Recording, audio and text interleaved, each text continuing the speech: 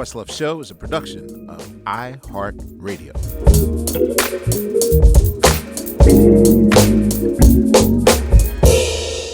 Ladies and gentlemen, welcome to the Questlove Show. What can I say? In 1972, at the ripe age of 15, our guest today took my dream job. But being as though I was just a year old and unable to read or write or form sentences or thoughts, I'm willing to forgive him this one time only. Thank you. But I will say, during this period, he will have conducted career-defining, both for him and the artist, career-defining interviews at Rolling Stone magazine with the likes of Bob Dylan, David Bowie, Elton John, Neil Young, Joni Mitchell, Led Zeppelin, the Eagles, Fleetwood Mac, The Who, and so on and so on and so forth. As a filmmaker, I mean, he's pretty much, I believe, given us the definitive movies of our day, be it Fast Times at Ridgemont High, Say Anything, Singles, Jerry Maguire, Vanilla Sky, and for Almost Famous, of which he is an Academy Award recipient for Best Screenplay. I mean, the list goes on and on. He's currently, right now, working on a film based on the life of Joni Mitchell. Currently, right now, he is promoting his memoir of his time as a lover of music. Please welcome to the Questlove Show, QLS, Cameron Crowe. How you doing right now? I'm good. I'm psyched to be talking with you again. It's one of my favorite things in the Thank whole. you, thank you. Yeah. I appreciate this. So I had a situation last week. I guess I can say his name. I was hanging with John Mayer. I believe that there's the idea of Questlove, and then I also believe there's the actual Questlove. Mm-hmm. And I know, so one of the most disappointing true quirks about me, kind of in a Larry David way, Uh-huh. is that I normally don't talk shop with my peers Mm-hmm. about music. You would just get endless hours and hours and hours because, of course, on social media and books and films everywhere, my entire career is a giant platform for me to spew out all of my um, theories on music and my thoughts about music and Yeah. my unsolicited thoughts about music. I notice that I tend to sort of back off and talking about music. However, being as though this is our second conversation with each other, you gave me the honor of doing a live Q&A with you some time ago, and when I walked away, I was like, wow, like, okay, so maybe I have to rewrite that narrative and say that I enjoy talking shop with other musicians. It's just that Wow. sometimes Yeah. sometimes it gets well, okay, for instance, like I'll be at a party. I was at a party like 3 weeks ago, and then someone just came up to me and said, Questlove, real quick, the most important line that Curtis Mayfield's ever, you know, Yeah. ever Yeah. said. And I'm like eating shrimp. I'm like, and usually and I know that's my fault because I've led people to believe that I'm open to all music Yeah. discussion. But, Right. in this particular case, I would imagine had I been born a decade and a half earlier, um, I would have probably wound up on your path or some sort of Yeah. level to that. So, thank you for doing this. It's the crime of you knowing so many different corners of culture, It's like, yeah, they'll ask you about music. They probably checked out what the gifts you were giving during COVID, which was very music centric. All right. But you're like a film guy beyond, you know, beyond many. if not most. So your knowledge of film is so particular and also wide. It's I don't know. There are many avenues to take. Well, I'll ask you because I'm using no format today, no notes or Cool. I whatever. love it. So I I'll love it. just we're just having a conversation. Yeah, yeah. How did you know that you were a film guy? Because I loved film. I mean, always I would go as a kid. They, my mom and sometimes my mom and dad would sneak me into R-rated movies just because Mike Nichols. I should know about Mike Nichols, stuff like that. And David Lean and all kinds of stuff. It just seemed like no man's land in terms of a dream. Like I never went to film school, obviously, maybe not obviously, but I never thought that that was accessible to a guy from San Diego who wasn't connected in any way.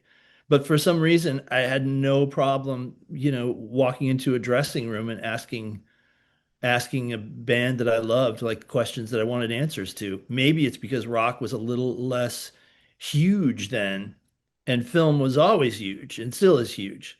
Hmm. But once I got a taste of it, it's like it's a rush like no other. And particularly when you show something that's been in your head for a long time and you've written it, you've edited it, you know this well. When you finally put it in front of people and the shit that they pick up on, it's sometimes it's the smallest thing and they're all over it. That's a thrill. It's a different kind of thrill than writing, rock writing particularly. But Hmm. I don't know. It's like collect as many experiences as you can was kind of my thing. How long was it to the lead up of you getting the green light to do Fast Times? Like, what was the seed that was planted that said, you know what? After this last article I turn in, Yeah, I'm going to pursue film and to do it. Like, surely you had. Did you have any imposter syndrome or any of those things? Like, can I do this? Any definitely. questions of? So, how long was it before Fast Times Yeah. kind of bit you and said, okay, it's time to do this? I started asking for film assignments from Rolling Stone towards the end of like a big run that I had from 15 to 22. I started asking for film stories. And Richard Dreyfuss was the first one that I did. And Dreyfuss, fantastic and so different from the musicians, like just wondrously narcissistic and fun. Like he was at the peak of his kind of like Close Encounters phase and everything. Jaws to Close Encounters, like biggest star going, right? And he said, if I do the Rolling Stone interview, I'd like to do it differently. Like, what if you ask a lot of people who've worked with me what they think of me and then bring that back to me He and wanted an I'll oral respond history. to it. Yeah. But he was like, bring me the oral history of what people have said about me and I'll respond to it, which was wild. And so I talked to a whole bunch of people about Richard Dreyfuss and did this interview where I basically threw stuff to him about things people were saying about him, good or bad. And he was fucking ferocious about it. It was amazing. And the next assignment I got that was film centric was Sissy Spacek. And that lit a fire Was this because for a coal miner's daughter? it was before Coal Miner's Daughter. She had Okay. done Carrie and Badlands and Okay. Three Women with Altman. And this you'll love this. Hmm.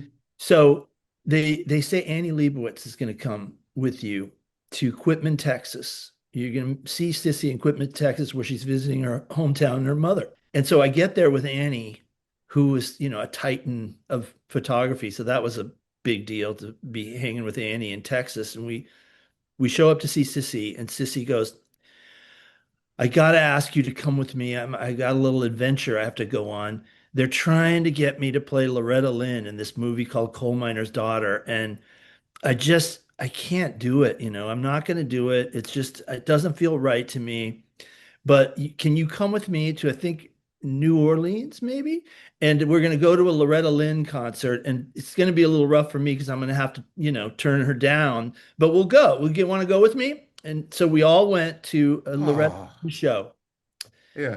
And Amir, I got to tell you, Sissy boards the bus where Loretta is with her husband, Dew, brings Annie and me with her.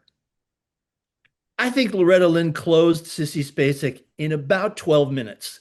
She was so classic and big and a big character and so warm. And then she goes on stage and starts doing this show, and Sissy is like already putting the performance together.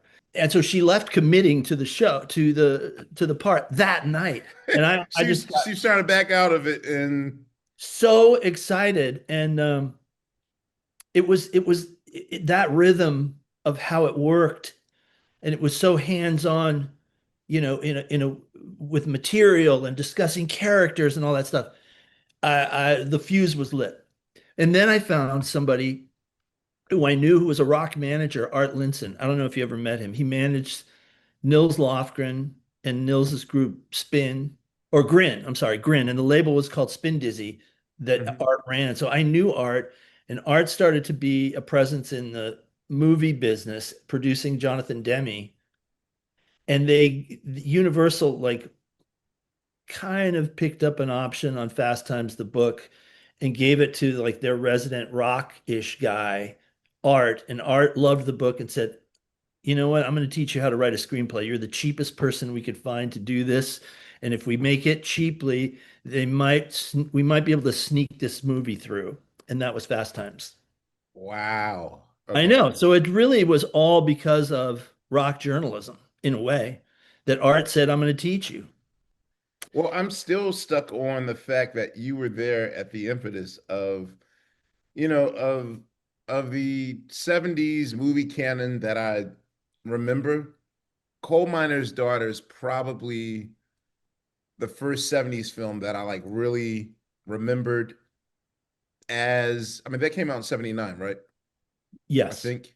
Yeah. Yeah. So yeah, I was 8 years old. So I have, and it made an impression on me. Like I didn't hear of Loretta Lynn, but since that moment, then I became very familiar with her and her music and all that stuff. And so to hear that you were there at the impetus of it, when you saw the end result, like did it make an impression on you as far as music films are concerned, or Big time. I loved it. And I thought Sissy deserved the Academy Award.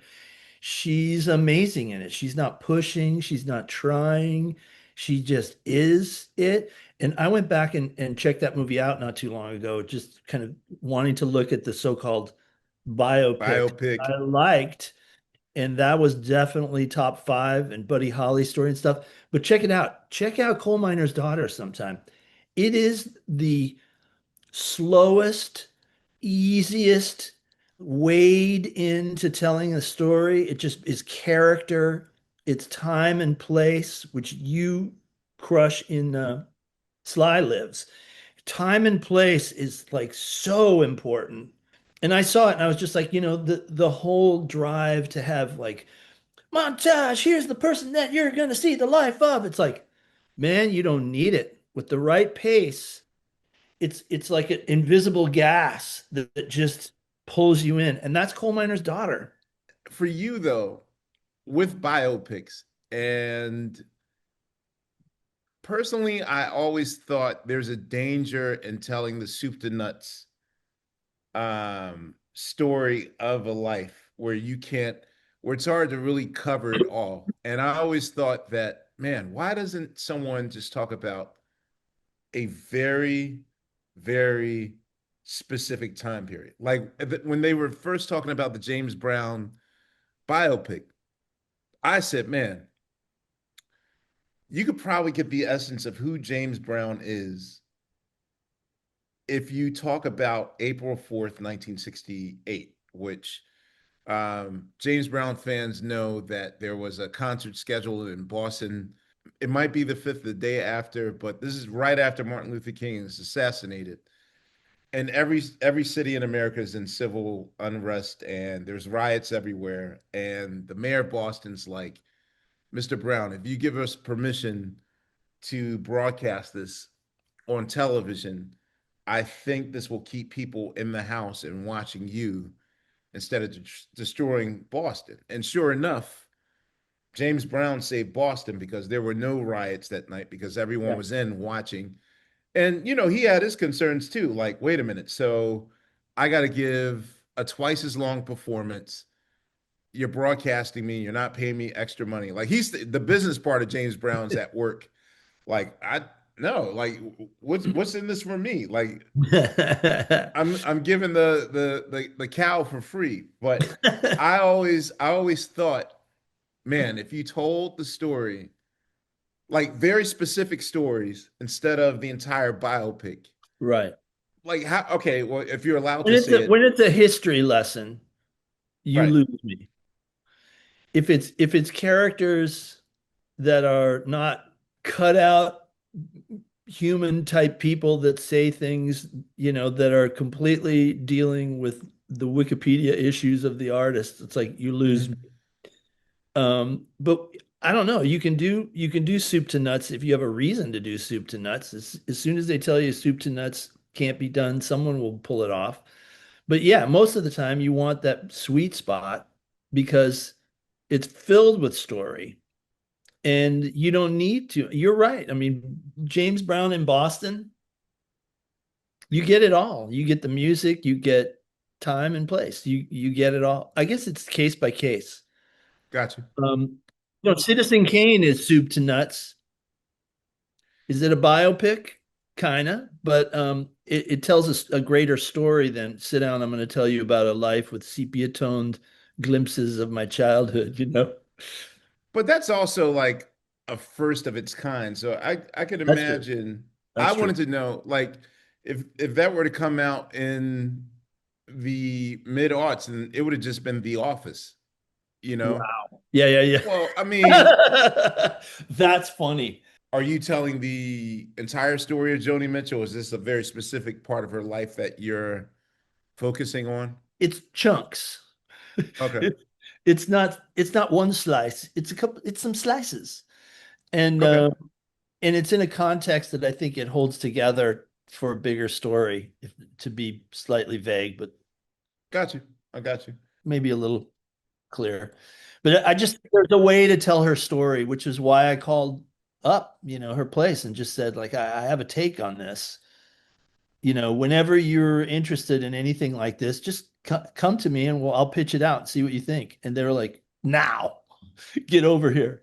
How easy was it to convince her? Because right now, the most frustrating, frustrating part of this whole process that I'm in right now is conveying to my subjects or my dream subjects Yeah. the urgency of time running on the clock right now. Yes. And turns into anecdotes with cute little punchlines. Right, and there's the whole kind of revisionist history thing, like your version of how it happened, and it's such a dangerous spot, and I can't convey to people enough that the importance of pictures, writing things down, saving Yes, posters. yes, yes, yes, yes, yes. It's so you can taste it when you have that stuff from the day. And it's a souvenir from the day. It's important. So this wasn't a hard pitch to convince her, like now's the time to tell your story. No, no, because there were a lot of people that had been coming before me with really bad ideas. And so I had the benefit of their failures in probably not knowing her well enough. So if a few of them I think came in not really knowing her history, and Right. it's like the Barry Gordy thing. If you send me a letter and it's Barry, you didn't take the time to know how my name was spelled, and I can't take the time to know what you want from me. Goodbye. I love that. But the thing is, this is what's interesting. Uh, Tell me if you've run across this. Okay. Success creates eight different viewpoints and people raising their hands and say, it was me, it was me, it was me, it was me. And and the memory does morph into a different thing, and it's everybody kind of disagrees because they're trying to take credit for a success. A failed project, the memories are perfect because they're all about who to blame for it. Point the And so finger, those right, right. memories are dead on. There's not, it's not Rashomon. It's like they pretty much figure that it's one person and one decision, and they're really clear about it. So success breeds all the, conflicting accounts unless you have the stuff from the day. Well, when you mentioned Dreyfus and the oral history part of it all, personally, I am a fan of oral histories only Me because too. when the subject is given the task of telling the story, it's their version of it's their nuanced version of the story.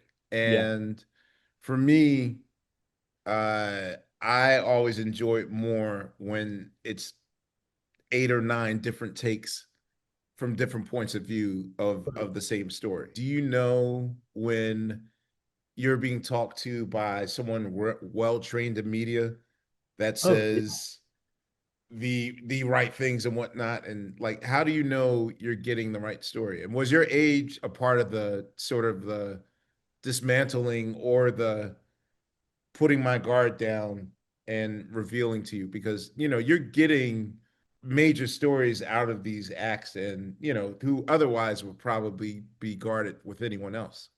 I never had the feeling that like, oh, it's a plus that I'm 15 or 16. I was always kind of like hoping I didn't get asked how old I was and hoping that I could seem adult-like, but not in a precocious way. And nobody really busted me on my age, no once, but it was to me, I had no choice in it. I just had to do it. I just couldn't not do it. I loved some of the stories that I'd read. I loved Ben Fong Torres doing these interviews with Mm-hmm. with Marvin Gaye, with David Crosby, and Jan Winter's interview with John Lennon. It's like, wow, this is really revealing and confessional. And that made me want to collect stories like that. Like I just wanted to be the person who could say the right thing and get people to talk. Like Dick Cavett on TV was one of my Mm-hmm. favorites. So I didn't have a choice. I just did it. And it wasn't until later that I kind of hit a wall and took on so many assignments that I just felt like I was starting to take a long time to turn stories in. I started Chuck Young at Rolling Stone, started doing the stories that I would have done really well, Mm-hmm. and in a first person way that was kind of gregarious and amazing. And he wrote about the Sex Pistols, and I just felt like I'm I'm washed up. And that was when I went home and decided to start writing this story that ended up being Fast Times at Ridgemont High. At the age of 20, you already felt that you were like 21, yeah. a veteran, a washed up veteran. Yeah, yeah. Because I when I first came to Rolling Stone, there were people that were at the end of their run, and I remember what it looked like. I remember what it sounded like. I remember there was one guy who had written epic stories, and the thing that they whispered about him behind his back was he's so fucked up on writer's block now. He can't be in a room with a typewriter. He starts melting down with anxiety. I'm like, that'll never be me.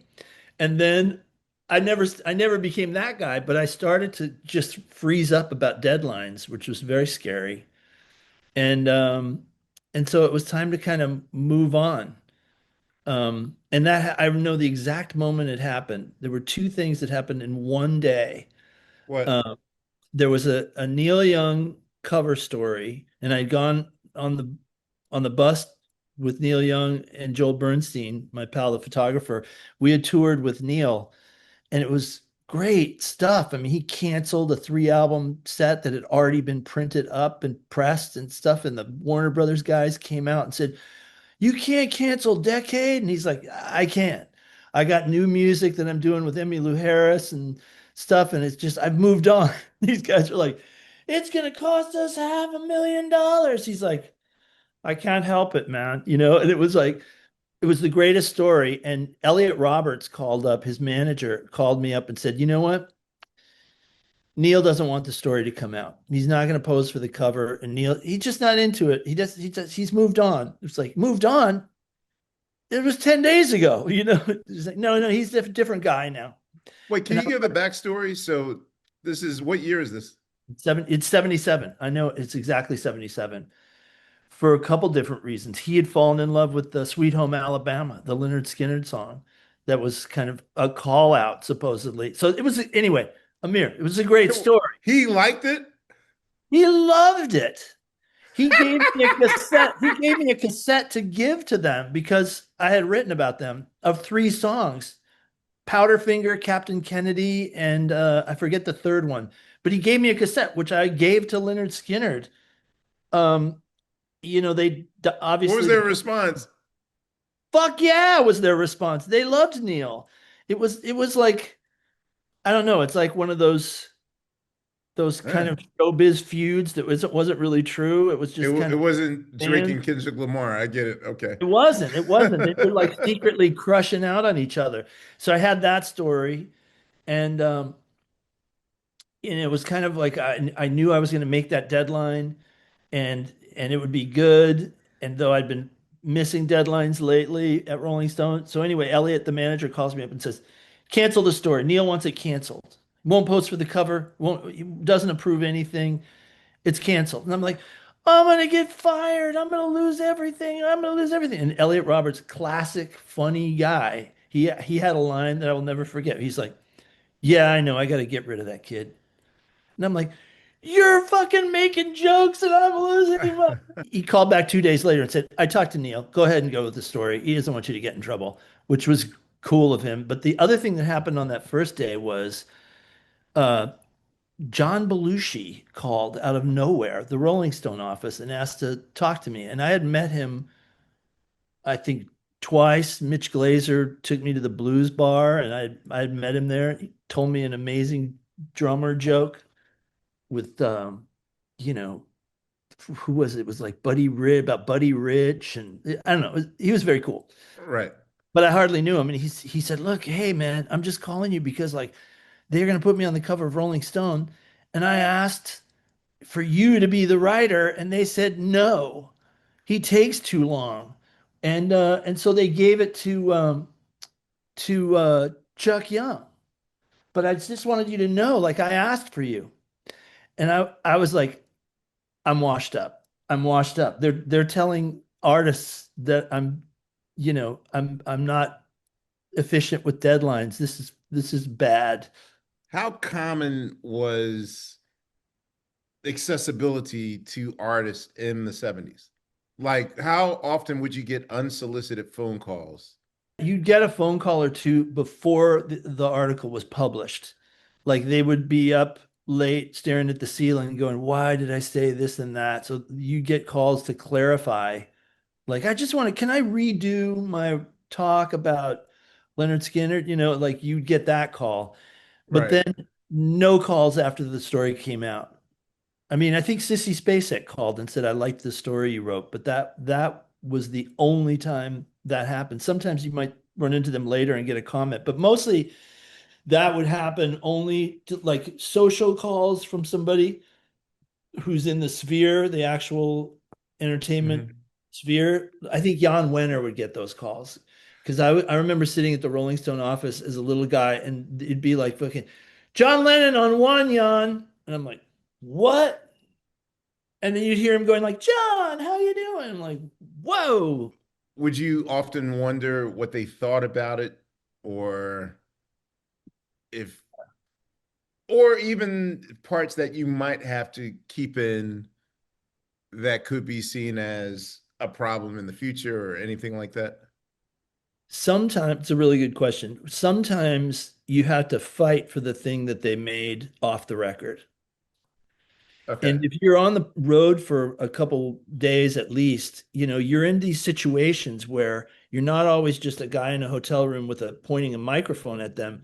You're sometimes in the back of a car or backstage, and they're like, you know, that guy that just came in, let me tell you about that guy, and it's like an amazing story. It's like, Right. That's off the record, of course. And you're like, of course. But then you could come back later and say, you know what? That story you told me backstage, here's why I think it works. Because it's blah blah blah blah blah blah blah. And like 8 times out of 10, they'd say, okay, you got it. Use it.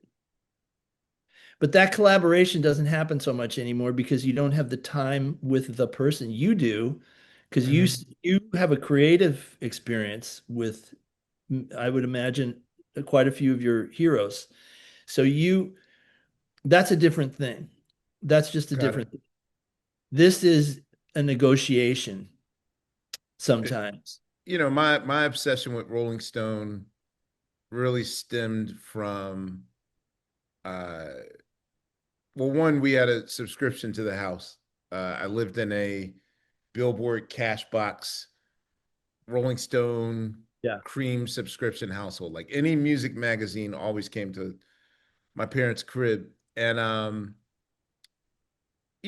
for the most part, I would be fascinated with the lead review, Right. because I love the idea of like an illustration Yeah. and then seeing the star rating and stuff. And so I started adorning my the walls in my house with those lead reviews. Okay, his name is not Chuck. You said Chuck. Charles. Ken Tucker. Yeah, Ken Tucker. So I knew besides Stevie Wonder's songs in the Key of Life, it was very rare to see a black lead review. And it was the police issue of Rolling Stone. I believe that this is when Zenyatta Mandata came out and they had the cover. And uh, Ken Tucker gave Prince, Prince's Dirty Mind, the lead review in Rolling Stone. And at that time, Prince was just one of the artists that would adorn my older sister's walls. So Uh-huh. I kind of had Prince in the right on teen beat thing. Not Sure. that I knew the difference between Yeah. critical, like critical writing of music and Yeah. fanzines, but I knew that teen beat and right on were like frothy articles and you weren't going to get anything deep as opposed to Rolling Stone. Yeah. And I remember like, wait a minute, they're treating this guy like he's a real serious Yeah. person. At the time, I only knew like the singles, but it was because of the pun. The pun was someday our prince will come, Wow. which even at 9, I was like, wow, that's a hell of uh, a reference. And I'd never even heard Dirty Mind or anything about it, but it made an impression on me. Could you tell me what the modus operandi was in terms of how records were assigned to writers to review them, how long they had to sit with it, who assigns the stars, those things? I did not know a lot about. There was some mystery to it. I know that there were people that had dibs on upcoming records. There were regular reviewers that would have dibs on it and features too. There, like Bob Dylan, Hmm. usually had dibs were on that early on. But when I first started, um, John Landau was still the music editor. And John Landau would make a lot of these decisions. And John Landau was a huge force at Rolling Stone. When I was doing that Allman Brothers story, um, they said, "Well, you need to talk to the king because the king knows Phil Walden and Capricorn Records, and the king will just help you a little bit knowing how the ropes go." And I was like, "Who's the king?" And they're like, "John Landau. That's the king. The Duke is Dave Marsh." And I'm like, "Okay, all right. Okay, so the king is Landau, the Duke is Dave Marsh. So the king is just like, call the king. Here's his phone number."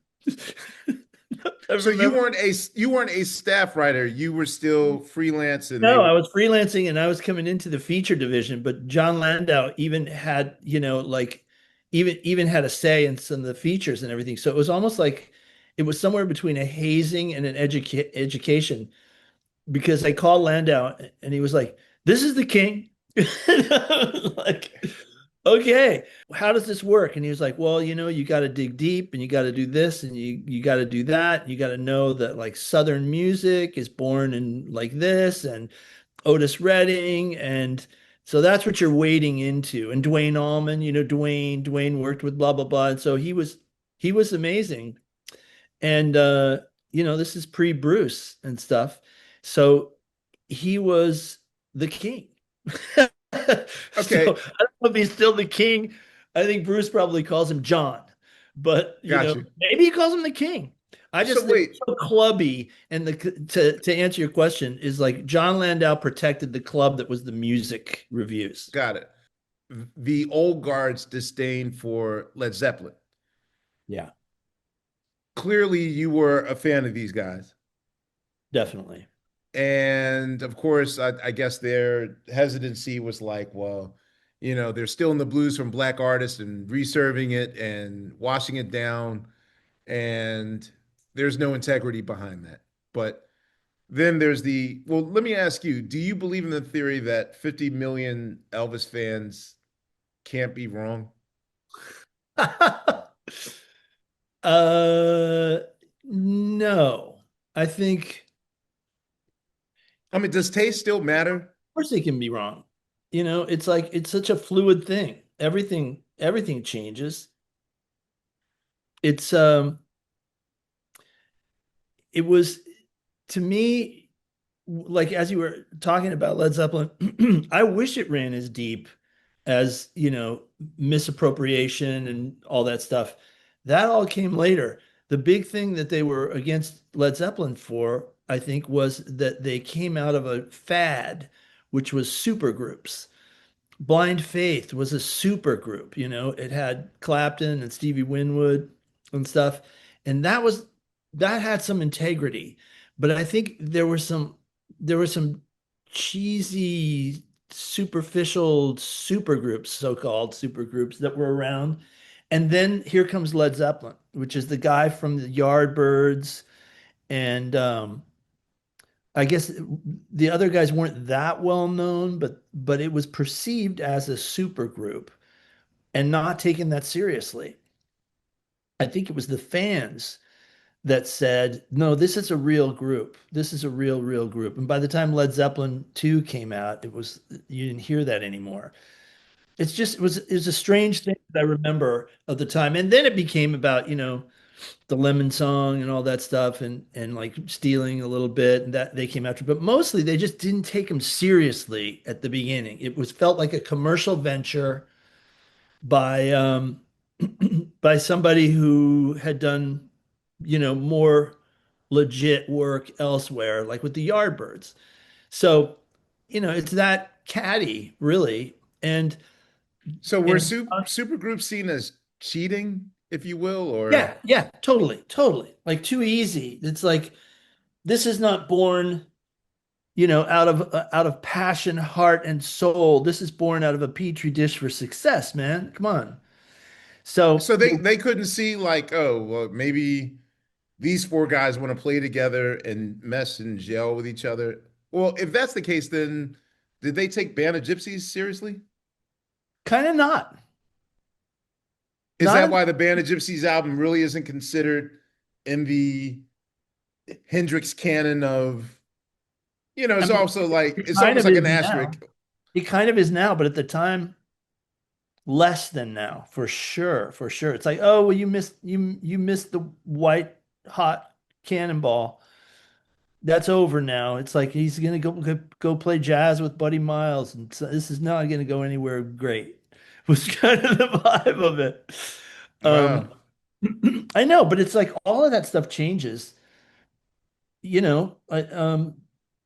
People reinvent and all that stuff, and it's just fun to watch it all happen. But when there were that many people focused on one of the few music outlets out there, there's a lot of serious you're in, you're out of the club stuff going on. The Hmm. Rolling Stone had a lot of power. Cream even had a lot of power. I love that you had a subscription to Cream. Cream was fun. Cream took fun into the sphere of music journalism, much more than Rolling Stone. Lisa Yeah. Robinson doesn't get enough credit, and she was always running around with these pink, you know, little notebooks that she got from the Beverly Hills Hotel. She would only take notes on this pink Beverly Hills Hotel notebook, and she was friends with all of these guys. I remember she would, George Harrison would show up at a Led Zeppelin show, and she'd be like, "Honey, can you believe? Look, can we just dish?" And she was amazing. She kind of brought fun into it, but it was all kind of kid in a candy store for me because the bylines were coming to life all around me, and it was the coolest. Like you, I mean, I was studying the bylines. I loved those bylines. Was Lester Bangs really the epicenter of critical writing for music? Or because I also believe there's writers that write for each other as well. Yeah. Like there's certain pitchfork writers now that when they're going to roast an album, it's almost like, hey, y'all, check what I'm about to do. And they'll just, it's almost like their version of the aristocrats for Yeah, yeah, comedians. yeah, yeah, totally, totally. But it is He was a court jester. He was kind of the guy. Lester was a little bit more of a heckler than he became more of an oracle, but he was kind of the heckler. He gotten fired from Rolling Stone. He was a big character. And then the offshoot of Lester was Richard Meltzer, who was not as talented Mhm. and kind of more of a legitimate pretender to the crown. Did he truly love music, or did he love the art of the takedown, the art of the snark? Well, this is an amazing question. I would say Lester, no. Others, yes. Yes. I would say yes. Like more performance criticism than actual legit. Like Lester legitimately cared about the music. And I know this because I read the unpublished stuff that he wrote on the back of record company bios and sent to my little underground newspaper, The Door. And much more, never had any assignments. He just had written for The Door a little bit and wrote so much that he would just send them reviews and they didn't know what to do with it. They just put it in this green file cabinet. And when I first had a meeting at The Door, I was like, Lester Bangs, I love Lester Bangs. He wrote for you guys, and because the cartoonist guy was looked like an R. Crumb comic. I remember him Right. thinking, oh my God, he won't stop writing for us. He keeps sending all this stuff, and it's like we can't, it's long, we can't publish it. It's over in the green file cabinet. And I was like, So can you own his original writings? I didn't take them foolishly. Oh, And I bet they got thrown away because I don't think they were even fully read. But Amir, you would get like, I don't know, I don't have a bio-ish thing around here, but like it was coffee stained and beer stained, and it was single draft like XXX. He would just do like backspace on the typewriter and it's like XXXXX, so you could see what he didn't want us to the publish, redacted. whatever. Yeah. It was beautiful writing, and I don't know what happened to it. Um, but it was this idea that like there's a guy in Birmingham, Michigan, kind of expelled from California and the Rolling Stone culture, but he's like a Vesuvius out there, like writing about music because he couldn't not write about music. So what And was his outlet? What was his outlet if there's not Substack Cream, or Cream. so Cream would just take everything? I think he wrote for the Village Voice too. He Okay. wrote a thing about Elvis at the Village Voice dying. That was amazing. So there he had outlets were starting to come up, maybe Trouser Press and stuff. But Lester's main thing was Cream. And yeah, so like and a lot of his great stuff was in Cream, but a lot of his great stuff is nowhere now, sadly. And that was a real lesson to me. That's like you don't have to write to be published. You can actually write to write. which I tried to emulate um, doing this book, The Uncool. That was for me, that was my version of beer stained writing on the back of a bio. It was just stuff for me, just because I loved writing and I felt kind of after the Almost Famous musical, I was like, God, I wasn't directing. I wasn't writing in my first language. Like, I got to go back to that thing that I love, which Mhm. is, this stuff, yellow legal tablet stuff. And and that was the Lester vibe to me. Super analog. So when you write with you didn't do typewriter. You used pen and paper. Yeah, and Are you later right or left-handed? right-handed. But then they invented the display writer, and they also did the IBM Selectric, which you could automatically backspace on, which is really good. But then the display writer, John Hughes got a display writer, and he was working in the building where I was working, and so I saw like what he wrote on, Right. which was like, the NASA, to me that looked like the NASA stage at, Right. Houston. It was like he fucking doesn't write. He like beams in a script from somewhere. I don't know. All right. So I have general music questions that I've been dying to ask you. Number I have one for one, you too. Sorry. okay. What was your first musical memory? Probably going to see Elvis. You saw him in person. No, it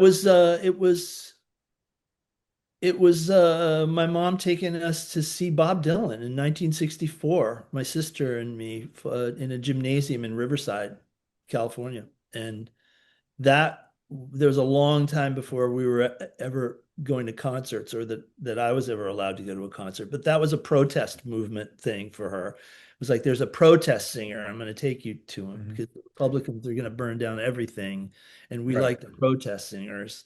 That was her thing. The other thing was Elvis. I won tickets.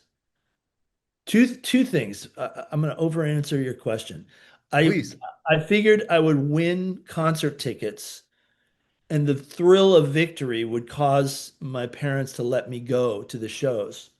So I had a trick way of winning, uh be the third caller type, contests on the radio. So I Those won. things were real. Yeah, they were real, but I had two phones, so I would work it. I'd be on the phone already dialing them, and then I'd have another phone all but one, Digit digit. pressed. So it'd be like the guy would be like, "You're the first caller," and I'd be like, "You're the second caller.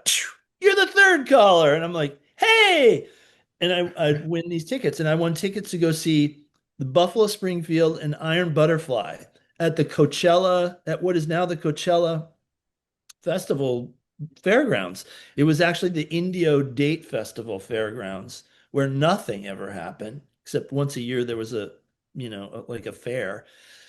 But anyway, I won tickets. I went to see the Iron Butterfly. They were headlining in Buffalo Springfield, that was opening up. And Buffalo Springfield were terrible because they'd already broken up. Neil Young and Stephen Stills were not the band. It was the drummer and four other guys that hadn't even rehearsed. It was terrible. But Iron Butterfly were coming on next. And I was standing by the soundboard, and the guy at the soundboard who playing like the walk-in or pre-performance music puts on Inagata Davida before Iron Butterfly comes on. And this was my first taste of like a rock manager. Some guy comes screaming down the aisle and comes to the guy and's like, "Take that fucking thing off. You think they're gonna come on and they're gonna duplicate that on stage? That's never gonna happen." And they were really great. I thought they were great, Iron Butterfly. Sonically speaking, did you really get a satisfaction when you're going to these concerts? Like when you're seeing Zeppelin in 73, does it sound like a sports stadium sound where it's like the worst speakers ever? And like James Brown, when I watch these 1967 shows or whatever, it sounds like he's singing from what do you call it? A Not megaphone? a megaphone almost. Like Yeah. were Yeah. were concerts Yes. sonically feeling. Have you ever witnessed a concert in the 60s and the 70s from the nosebleed? Like, Yeah, for did the sure. sound reach up there? Yeah, not well. It's a lot of it was born in like gymnasiums with no sound systems and a few amps and stuff. So like concerts, they were really tinny and didn't actually feel they felt like souvenirs more than performances. Like you get to breathe the air of, you know, Bobby Sherman or even the Jackson Five at the Forum. I mean, that record sounds much better than they sounded live.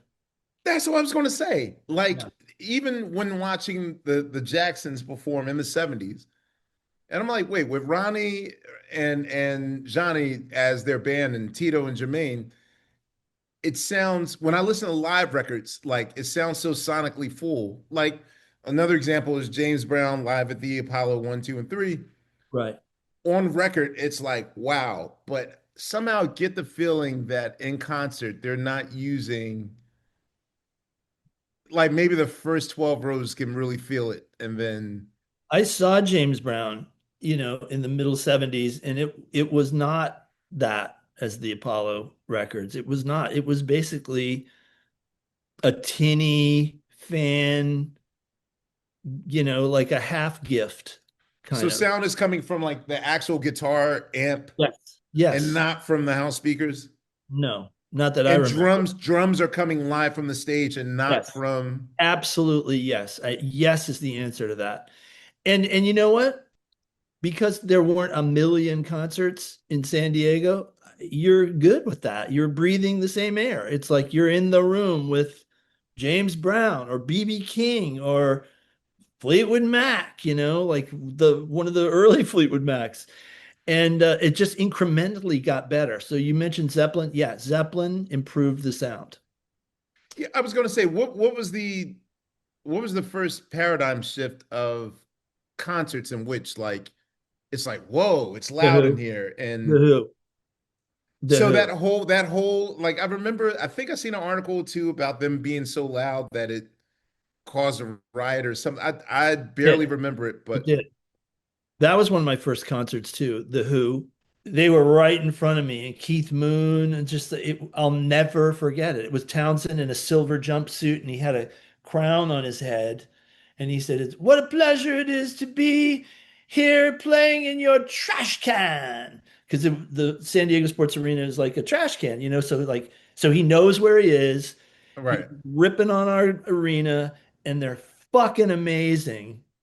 And that was when I felt like, okay, this is beyond sitting in a gymnasium and listening to like a tinny stereo.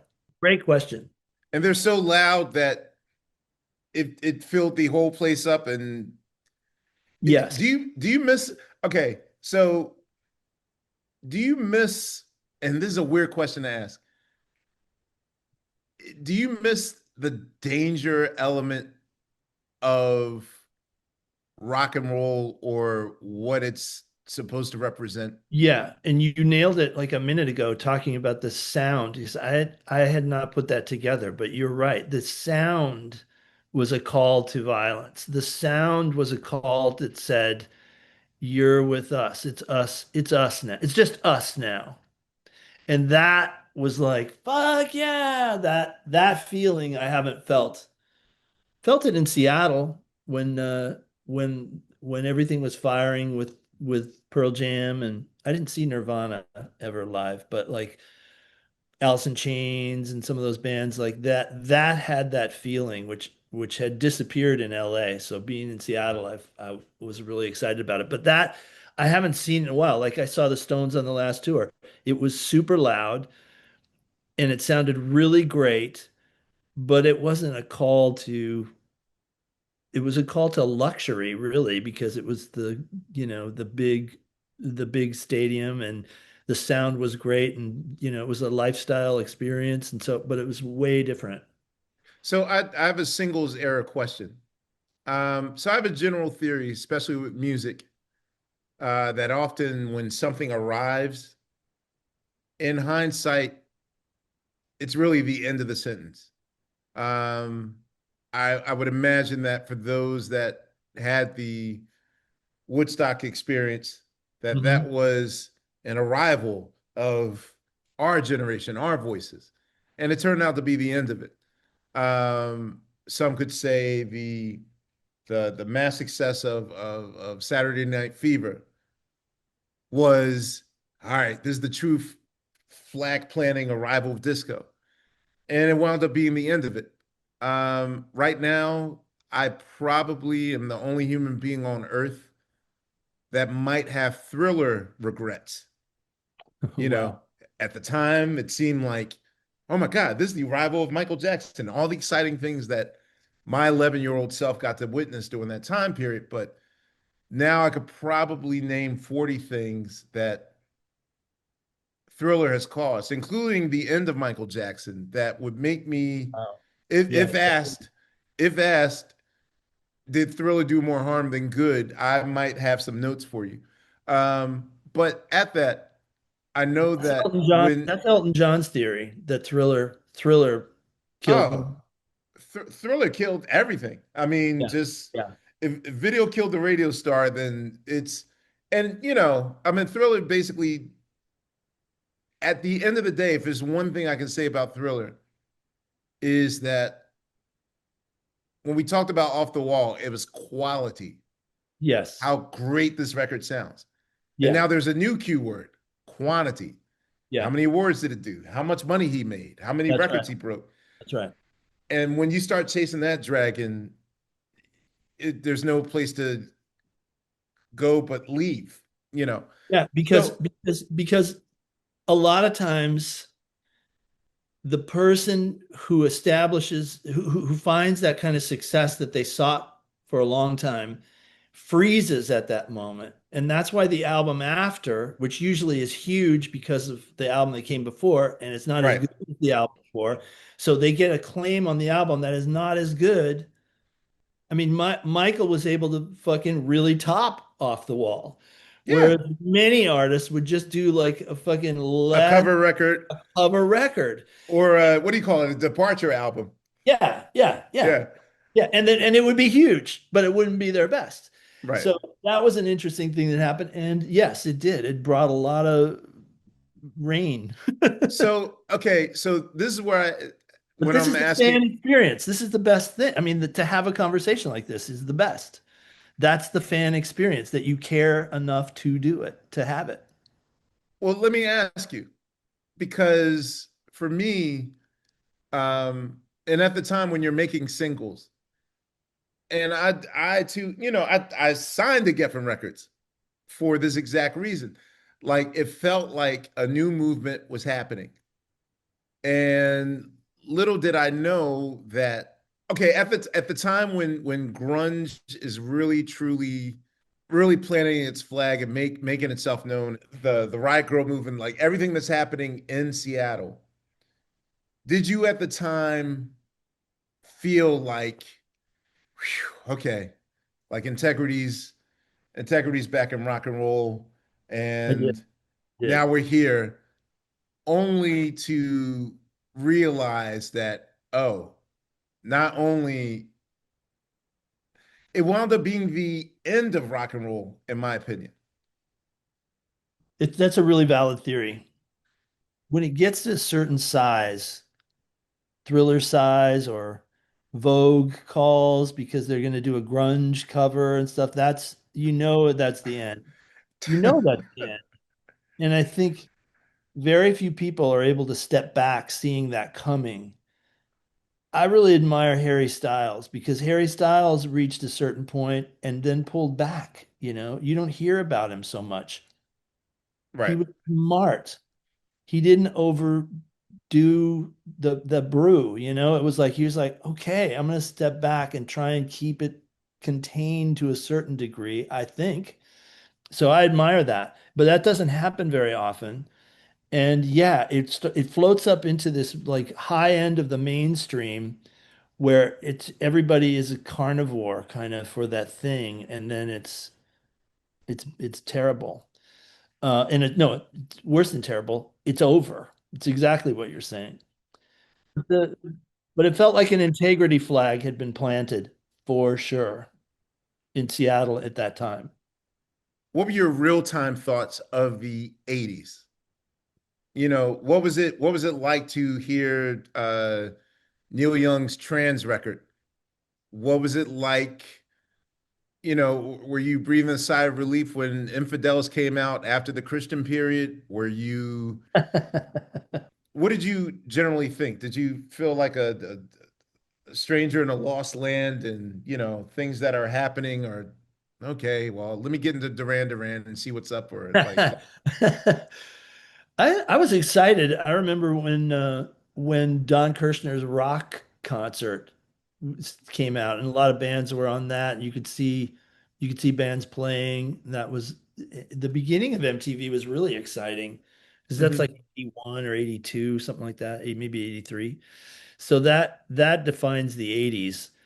And it was really all of a sudden you couldn't just be Tom Petty making those great records. You had to have like that incredible "Don't Come Around Here No More" video.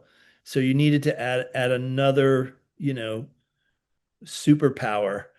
And that was interesting to see who failed and who made it. And it got, I mean, it's a point to be debated, like who was able to survive and who wasn't, and how craven was the MTV thing. But for a long time, I loved being having that kind of access.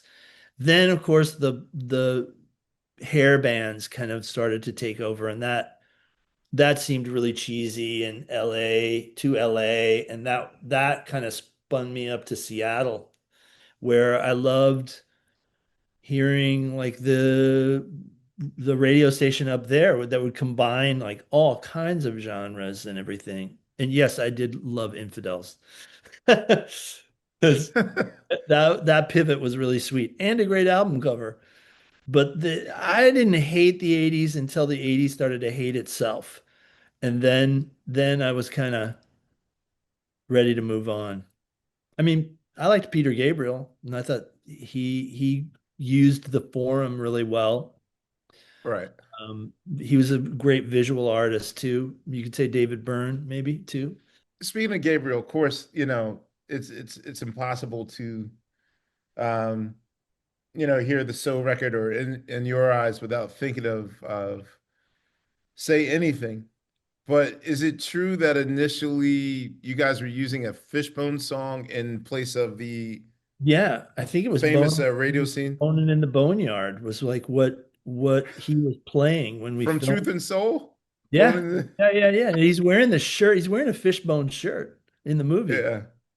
And yeah, but when you look at that in the editing room, it truly does look like he's, stalking and heckling her with, and she doesn't look too entranced by it all either. With the wrong music, it looks like she's just annoyed. But In Your Eyes was the only song where you got like all the texture, and then it was a quest to get, that song, which was not easy. So you had him play it live from that boombox? He's playing Bonin in the Boneyard when we film. Oh, I thought you would have just done it in post and added the song later. But We did add the song later, but we used music for music live, and got so it. I always have music playing in the takes and stuff. That I don't know. I mean, Cusack really loved Fishbone, and I believed that maybe that worked. That's who he was. That's who he is. But it really didn't. But Gabriel did, and the problem was he didn't want to give anybody that song. So there was a Really? oh man, there was a whole thing about he didn't even want to take the phone call. And so he got talked into having a phone call with me by David Geffen. And then when I talked to him, they said, you're going to get a phone call. Like, you're going to call him in Germany at such and such an hour early in the morning, and he's going to talk to you. And so I talked to him, and he, in this really small voice, he told me the song was too personal, couldn't let us have it. And we'd send him a video, VHS of the movie.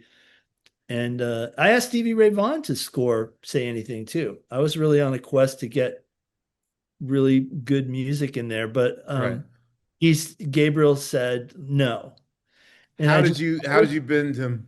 well, I was I was putting the phone down and I was so heartbroken that I went fully junior high and I pulled the phone back up, not even knowing if he'd be on the phone still. And I just said, but why? And and he said, well, I just didn't think it worked when he took the overdose. And I'm like, took the overdose? He goes, this isn't the John Belushi movie? And I go, Oh my God. no, no. And he goes, oh, this is the teenage movie. And I go, yeah. And he goes, I haven't watched that yet. Okay, so right now I am You're envisioning the facing John Belushi movie with In Your Eyes playing when he ODs. Me too. For like 30 years, I've been that wondering that would have how that been works. weird, but okay. No, But only no, then he I'm changed his mind. I'm dealing with a so I got my first major rejection like a week ago. And I don't know how to take it. Like I'm taking it so personal, man, because this is a denial from a hero. Whew, I got my first rejection Wow. and it hurts. It hurts. It hurts. It hurts so bad, but yeah, I maybe May not there's be a over. It may not be over.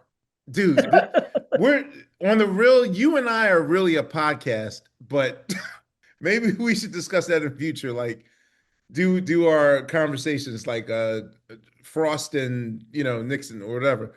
Um But in closing, except we both have to be Frost, right? right, we Frost and Frost, right? In closing, and I know this is a tired question, but I'll ask. Your five non non box set, non greatest hits, non live, five albums that you stand by as just definitive masterworks. I'm not even giving you the Desert Island Disc or this is all you can listen to the rest of your life or Yeah, yeah. Houses on Fire and this is all you can save. Five records, definitive masterworks. What are those five?